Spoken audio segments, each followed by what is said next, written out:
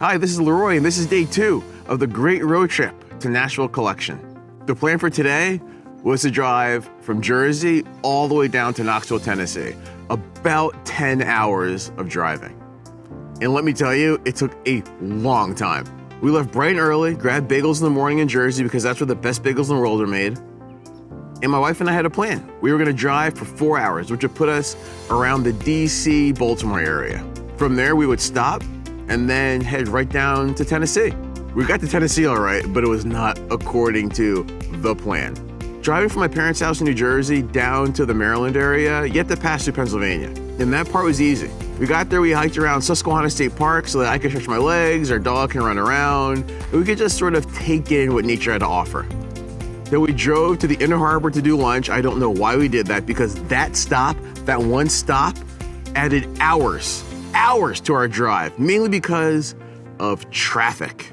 As we were driving through Virginia towards Tennessee, I needed to figure out a way to outsmart this traffic, so I used a wonderful app called Waze. Let me tell you, Waze, with all of its greatness, was not made for RV detours. The roads we were on were narrow, tough to drive in with an RV, and it made the driving experience interesting.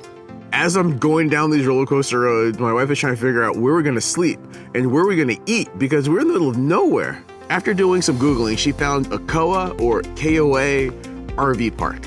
It was right over the Virginia border in Tennessee, so it seemed like a natural end spot for our night. We got there way after closing, but the manager of the place left us all the necessities so we could find our spot, plug in, and do all the things that we need to do to have a nice, safe RV evening at the place. My kids were long passed out. It was a long day. So my wife started doing all the water connections, electricity connections, and all that jazz, and we couldn't figure out how to turn on the heat. So what do? We FaceTime our friends in Australia, the McLeans, to see how they did it. They walked us through the process, and thank goodness, because it was a really cold evening. My wife and I went to sleep resting our eyes knowing the next day, we were gonna be in Nashville.